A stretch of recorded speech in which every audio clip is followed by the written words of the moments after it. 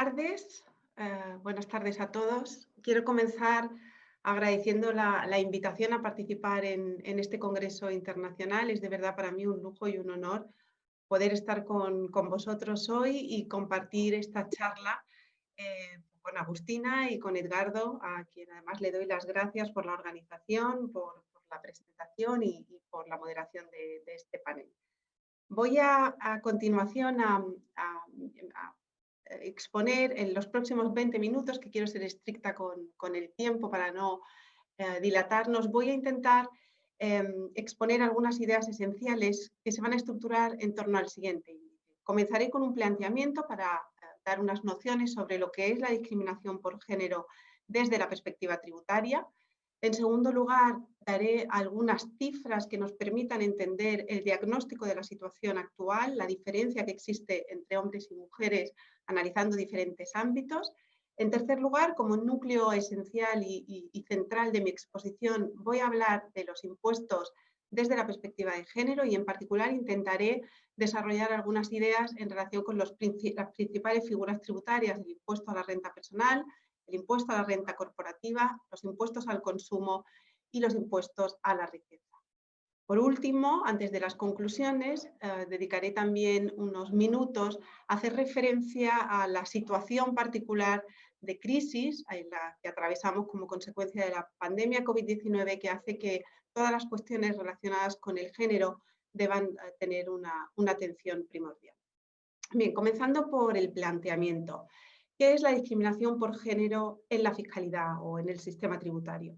La discriminación por género supone el distinto tratamiento, el tratamiento diferente y peor de las mujeres en relación con los hombres en el ámbito de los impuestos. Hay una cuestión muy importante que me gustaría insistir, aunque yo no me voy a referir a ella a lo largo de la exposición, pero creo que es muy importante tenerla en cuenta cuando analizamos los problemas de género en el sistema fiscal, y es que este análisis debe ser siempre un análisis global, es decir, un análisis que afecte tanto a la política de ingreso como a la política de gasto.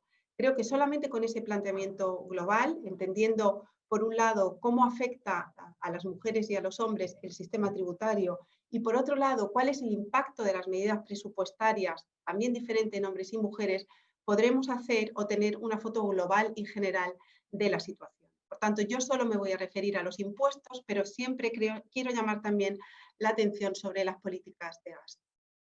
Otra idea importante que me gustaría resaltar y que quiero que quede clara de mi exposición es que en realidad la discriminación que existe y a la que ahora me voy a referir se debe en esencia a la diferente situación económica y social de los hombres y las mujeres.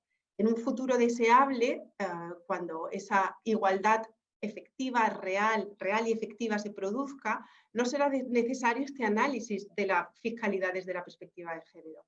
Es decir, el origen se encuentra del problema, no está en el sistema fiscal, está en la diferente situación económica y social de hombres y mujeres. Cuando hablamos de discriminación, hay que tener en cuenta que existen dos tipos de discriminación, la conocida discriminación explícita, que supone un tratamiento expreso diferente de hombres y mujeres por parte del sistema tributario, algo que ya no existe en prácticamente ningún país del mundo y que por tanto es un problema que ha desaparecido afortunadamente, pero de lo que sí tenemos que prestar atención es a la discriminación implícita, es decir, aquel análisis en virtud del cual, aunque el sistema tributario es aparentemente neutral, otorga el mismo tratamiento en hombres y mujeres, sin embargo, la incidencia de los impuestos no es neutral y es discriminatoria o produce un sesgo que llamamos implícito de género en las mujeres. Os decía que en segundo lugar me quería referir a lo que es el diagnóstico de la desigualdad por razón de género a través de una serie de indicadores, por lo que voy a pasar muy rápidamente por ellos, pero que se resumen en unas ideas básicas que son la distinta participación en el mercado laboral de las mujeres en relación con los hombres, el diferente salario mensual y renta anual y renta disponible entre hombres y mujeres, la llamada brecha salarial, que sin embargo no tiene un reflejo en la menor formación de las mujeres, bien al contrario, las mujeres se forman más en estudios universitarios, alcanzan un mayor porcentaje en estudios universitarios que los hombres. Es verdad que con un claro sesgo en determinadas materias, humanidades, salud y letras, frente a los hombres que se forman más en el contexto de las ciencias. Y luego me referiré también a esto. Por otro lado, es muy importante ver la diferencia en la distribución del uso del tiempo, es decir, que cuando hablamos de trabajo no remunerado, de cuidados y tareas del hogar, la diferencia entre hombres y mujeres también es sustancial. Y, por supuesto, el menor poder político, económico y social de las mujeres en relación con los hombres. Aquí, en esta diapositiva, vemos la participación de la mujer en el mercado del trabajo, que es inferior al de los hombres en todos los países de la Unión Europea. Las menores diferencias se producen en los países nórdicos. Como decía, en el ámbito de la educación, también podemos ver aquí la mayor formación de las mujeres en relación con los hombres en prácticamente todos los países, siendo la diferencia más elevada, el país en referencia es Estonia, donde la diferencia es mayor. Por otro lado, en la distribución del uso del tiempo, por un lado podemos ver la diferencia en los cuidados familiares a hijos, nietos, personas con discapacidad y personas mayores, en el que el porcentaje del tiempo dedicado por parte de las mujeres es muy superior en todos los países al de los hombres, y esta diferencia se aumenta, se acrecenta todavía más cuando nos referimos a la distribución del uso del tiempo en las tareas del hogar. Aquí la diferencia es abrumadora a favor de las mujeres, y en estudios más específicos que tenemos vemos además que con la llegada de los hijos esa diferencia se dispara de una manera clara. Una diapositiva también para recoger la situación en América Latina. Renta disponible, igualmente, siempre mayor la de los hombres que de las mujeres. En cambio, cuando hablamos de riesgo de pobreza, son las mujeres las que tienen mayores porcentajes y posibilidades de caer en la pobreza. Y por último, en el poder político y económico, por un lado, la participación de los miembros en los parlamentos como representación del poder político, también una abrumadora mayoría de hombres, y en el ámbito del poder económico, representado por la participación de los hombres y mujeres en los consejos de administración, esa diferencia es también muy relevante. Bien, una vez que me he referido al diagnóstico, voy a pasar a analizar el impuesto a la renta personal, y voy a detenerme en dos problemas particulares y hablaré de posibles medidas que se pueden adoptar. Por lo que se refiere, en primer lugar, al problema de la tributación conjunta. Voy a analizar dos: el problema de la tributación conjunta y el segundo perceptor de rentas, y por otro lado, las cuestiones de los beneficios fiscales o gastos tributarios. Bien, el problema de la tributación conjunta, ¿por qué se produce o por qué supone la existencia de un sesgo implícito del impuesto a la renta personal?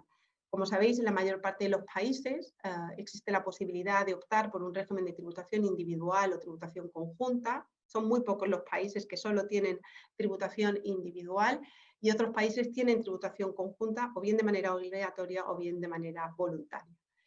En España tenemos dos sistemas de tributación conjunta para dos tipos de unidades familiares: la llamada biparental, que está formada por los matrimonios junto con sus hijos, en los que se produce una acumulación de las rentas y se aplica un beneficio fiscal, que es una reducción de 3.400 euros en la base imponible.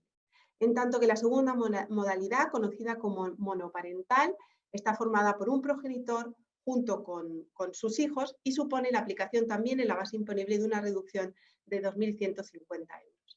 Quiero poneros esta diapositiva para que veáis las cifras de las modalidades de declaración, porque yo creo que son clarísimas para entender por qué este problema es claramente un problema de género. En declaraciones individuales hay un equilibrio entre hombres y mujeres, pero si vemos las declaraciones conjuntas de personas casadas, podemos observar cómo el 86% de estas declaraciones, en el 86% de los casos, el principal perceptor de rentas es hombre frente al porcentaje que corresponde a las mujeres. Es decir, prácticamente en una inmensa mayoría son hombres los que presentan como principales perceptores de renta tributación conjunta de personas casadas. En cambio, si vemos las declaraciones de tributación monoparental, la situación es al revés. En este caso, este tipo de declaración, en casi el 76%, son mujeres las que presentan esta declaración y, por tanto, conviven con sus hijos. ¿Por qué se produce el problema? Bien, pues cuando tenemos familias con dos perceptores de renta, siempre va a ser más favorable la aplicación de la declaración individual, porque a pesar de la aplicación de la reducción, que es una reducción sustanciosa, el segundo perceptor de rentas tributa al tipo marginal del primer perceptor de renta y, por tanto, no compensa, y la opción siempre es la tributación individual. Pero en cambio, cuando estamos ante familias que tienen un único perceptor de rentas, la situación es la contraria. Se aplica esa reducción sin perder nada ante esta situación. ¿Qué motiva o qué es lo que qué sesgo genera claramente? Bueno, pues una barrera a la incorporación de la mujer al mercado laboral, porque supone la pérdida de un cuantioso beneficio fiscal y puede pues, no resultar interesante, sobre todo pues, para mujeres que no han trabajado, se incorporan al mercado laboral y lo hacen pues, con cuantías de renta pequeñas que pueden no compensar la pérdida del beneficio fiscal de la unidad familiar. Por tanto, un claro sesgo que preocupa en el ámbito de la tributación. Luego, si tengo tiempo, me referiré a un análisis que se ha hecho en España de este beneficio fiscal por parte de la Autoridad Independiente de Responsabilidad Fiscal, que nos enseña muchas cosas que llaman la atención. Pero, en segundo lugar, quería hablar también de gastos tributarios, de beneficios fiscales. Por un lado, hay que tener en cuenta, y esto es un problema general, que los beneficios fiscales solo se aplican a aquellos contribuyentes que entran dentro del ámbito del impuesto, es decir, no a aquellas personas que no son declarantes y que, por tanto, no presentan una declaración. Por tanto, muchos beneficios fiscales que están en el impuesto sobre la renta personal no pueden ser aplicados por parte de aquellas personas que no son declarantes y en particular por parte de las mujeres. Pero aquí encontramos una dicotomía entre la aplicación de reducciones o deducciones. Sabemos que las reducciones se aplican en la base imponible y que en un impuesto progresivo pues tienen un efecto más favorable en rentas altas frente a las deducciones. Y por otro lado, hay que llamar la atención también de la existencia de algunas reducciones que afectan fundamentalmente a los hombres. En España, en este análisis de beneficios fiscales al que me refería, hemos comprobado cómo, por ejemplo, la reducción a planes de pensiones beneficia a las rentas altas y beneficia fundamentalmente a los hombres en detrimento de las mujeres. Y esto es algo pues, que también, cuyo diagnóstico es importante tener en cuenta. Posibles medidas a adoptar, más allá de pensar en una posible eliminación o eliminación paulatina, porque es un problema mucho más complejo al que ahora no tengo tiempo de referirme, de la tributación conjunta. Quiero hablar de una medida adoptada en España, que es una medida de discriminación positiva, que es la deducción por maternidad. Una deducción que se introdujo en nuestro sistema fiscal como medida de discriminación positiva y, sin embargo, justificada por el diferente peso de la mujer o participación de la mujer en el mercado laboral que permite y que genera la posibilidad de ese distinto tratamiento. Bueno, esta es una deducción que en España nosotros también hemos evaluado en el instituto, hay un trabajo sobre esta cuestión, cómo el número de mujeres que la han ido aplicando ha ido incrementándose. Se trata de una deducción en la cuota para mujeres siempre que sean trabajadoras y tengan hijos menores de 3 años, que bueno, pues también es sustancial, son 1.200 euros anuales y funciona además como impuesto negativo y puede cobrarse de manera mensual. En España, en el ámbito autonómico regional, también las comunidades autónomas, las regiones, han adoptado determinadas medidas concretas y ahí tenemos una variedad de diferentes medidas que se pueden analizar. Bien, en segundo lugar, cuando hablamos de impuesto a la renta corporativa, ¿tiene impacto de género los impuestos sobre sociedades a la renta corporativa? En principio deberíamos pensar que no, porque la fiscalidad empresarial supone el gravamen de los beneficios de las empresas, de las sociedades que no tienen género y, por tanto, no deberían analizarse desde esta perspectiva. Sin embargo, la realidad es que hay profundas diferencias entre hombres y mujeres en materia de propiedad del accionariado empresarial y esto afecta también de una manera distinta a hombres y mujeres. No voy a entrar ahora por falta de tiempo, pero si queréis más adelante podemos hacerlo. Pero también, como sabéis, hay una clara tendencia en los últimos años a que los ingresos o a que el peso del impuesto sobre sociedades haya perdido importancia en relación con los impuestos o los ingresos totales, y esto pues también genera la necesidad o genera reformas fiscales en impuestos que gravan más y que afectan más a las mujeres frente al impuesto sobre sociedades.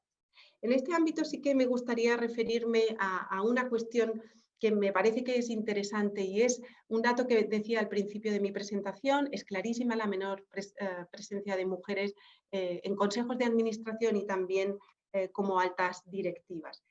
Se barajan distintas opciones o distintas posibilidades para solventar este problema. Por un lado, podríamos hablar del establecimiento de cuotas, ahora me referiré rápidamente a ello, que es un sistema generalizado en los países de la Unión Europea, o también la posibilidad de establecer medidas fiscales. Pero yo creo que esta cuestión me interesaba resaltarla porque es cierto que hoy en día nadie duda de la capacidad que tienen las mujeres para asumir puestos de responsabilidad, y sin embargo esto no tiene un reflejo en el ejercicio de funciones directivas por parte de las mujeres. Esto se debe a un cúmulo de circunstancias. Se trata de un fenómeno multicausal. Desde luego el propio ritmo generacional, las mujeres que ahora, o las personas que ahora ocupan puestos de dirección, pues estaban en la universidad cuando la existencia de mujeres era mucho menor. Pero por otro lado también se debe al llamado techo de cristal o techo de cemento, que son ese conjunto de normas no escritas que están presentes en la cultura empresarial. El techo de cristal es más conocido, todos sabemos que se llama de cristal por esas reglas empresariales que son invisibles, que cuesta verlas, y que impiden que una mujer siga subiendo cuando se llega a las posiciones más altas de la cúpula corporativa. Pero el techo de cemento es mucho más difícil de revertir, porque el techo de cemento son los límites que se imponen las propias mujeres, alegando la dificultad de conciliar su vida personal, familiar y su vida laboral, y que ellas mismas les lleva a no participar en puestos de responsabilidad. Yo creo que es muy importante que las mujeres ocupen lugares en puestos de dirección y en puestos de responsabilidad, como una llamada también y como una forma de modificar, digamos, papeles que han sido tradicionales y que suponen un espejo para los demás. En este sentido, hay un estudio muy interesante de Microsoft reciente, en el que se hace una encuesta a 11.500 niñas en Europa, con la finalidad de ver cuál es el efecto que tiene en esas niñas la existencia de modelos en sus vidas, de roles femeninos, de role models, de mujeres que han ocupado puestos de dirección. Y lo que se pone claramente de manifiesto es que las niñas que han tenido mujeres de referencia en el ámbito científico y en el ámbito de las materias STEM, Science, Technology, Engineering and Mathematics, tienen el doble de posibilidades de interesarse por los estudios que están relacionados con la tecnología. Y ahí tenemos un gap entre hombres y mujeres, entre niños y niñas, y además sabemos que las destrezas tecnológicas van a ser fundamentales en el futuro al que nos enfrentamos. Bien, como decía, existe la posibilidad de establecer cuotas, no siempre aceptadas ni siquiera por las propias mujeres, pero digo que casi todos los países europeos tienen sistemas de cuotas bien obligatorias, o bien algún sistema de cuotas que no llevan aparejada una sanción. Si queréis, luego podemos hablar de esta cuestión. Pero en el ámbito del impuesto sobre sociedades también se podrían establecer beneficios fiscales, y aquí dejo solamente enunciado la posibilidad de establecer una deducción que se debatió en España, aunque finalmente no se ha aprobado, para aquellas grandes empresas que incorporen a mujeres en los consejos de administración. Un 10% del sueldo de esas mujeres se puede deducir de la cuota. En cuanto a los impuestos al consumo, desde luego el IVA es un impuesto muy difícil para establecer o para analizar políticas de género. Es un impuesto proporcional que se establece y cuyo gravamen se establece en función del bien o servicio y no tiene en cuenta la capacidad económica del adquirente. Pero esto no significa que no debamos analizarlo y que no haya sesgos de género. En este sentido es interesante, por una parte, analizar, como se ha hecho por parte de algunos estudios, los distintos patrones de consumo entre hombres y mujeres para determinar de qué manera afecta el impuesto a hombres y mujeres. Y de estos estudios, una de las conclusiones es que si tomamos en cuenta los hogares en función de cuál sea el sustentador principal, en general, los hogares en los que el sustentador principal es hombre gastan más en bienes y servicios relacionados con bienes y servicios de fuera del hogar frente a las mujeres que gastan más en el ámbito del hogar, de los cuidados, de la salud, de la vivienda, del agua, etc. En definitiva, esto genera lo que se conoce como tasa al cuidado, y es que los bienes del cuidado, que no son bienes básicos y que por tanto no se les aplica exenciones o tipos reducidos, pues llevan aparejado o suponen, como consecuencia de esos distintos patrones de consumo a los que he hecho referencia, que las mujeres estén más incididas por estos impuestos que los hombres. Por otro lado, la tasa rosa, un impuesto de género que no es una cuestión fiscal, esto es importante tenerla en cuenta, pero como lleva ese nombre, pues quería hacer una breve referencia. Es una práctica comercial que supone añadir un precio que se aplica a un producto por el simple hecho que está destinado a mujeres. Aquí tenemos el caso de las maquinillas de afeitar, pero hay muchísimos más ejemplos. Bienes idénticos, pero cuando están dirigidos a mujeres tienen un precio superior. Esto no es una cuestión tributaria, pero quería referirme también a ella. Y en relación con el IVA, también un debate reciente, sobre todo en el ámbito de la Unión Europea, es el IVA o el tipo que se aplica a los productos de higiene femenina. A pesar de que tenemos un impuesto armonizado en Europa, se aplican distintos tipos en países. Hay países como Francia y Reino Unido que aplican tipos reducidos, otros como Italia o Alemania que aplican tipos generales. Irlanda es el único país que, además de modo excepcional, aplica un tipo cero, y en España aplicamos el tipo reducido, y ahora la propuesta y la modificación que se va a hacer es la aplicación del tipo súper reducido a estos productos. Impuestos a la riqueza, solo diré una idea. Hay que tener en cuenta que los impuestos, las mujeres tienen menos riqueza y por tanto estos impuestos en realidad les afectan menos. Pero ¿cuál es la tendencia de la fiscalidad en los últimos años? Una pérdida clara de importancia. En los países de la OCDE, solamente en 3 del mundo existen impuestos al patrimonio, y por tanto la desaparición de este tipo de tributación de la riqueza, del capital, hace que en definitiva sea en detrimento de las mujeres. Para terminar, solo quería llamar la atención sobre cómo se produce una amplificación de este problema en los momentos de crisis, y en particular en la crisis derivada de la pandemia COVID-19. Por un lado, se ha producido un claro incremento del trabajo no remunerado de las mujeres. Ya era esta situación así, pero esto se ha incrementado de una manera clara. Pero, sin embargo, la batalla contra la pandemia la han dado fundamentalmente las mujeres, porque el 70% de la fuerza laboral de la salud corresponde a las mujeres, que además han tenido mayores posibilidades de contagio. La crisis que va a afectar a la participación en el mercado del trabajo perjudica fundamentalmente a los vulnerables, y ahí están las mujeres, en los trabajos a tiempo parcial, en las pequeñas y medianas empresas, en los pequeños negocios, y desde luego con el problema añadido de los países en vía de desarrollo de la informalidad, que es un problema adicional.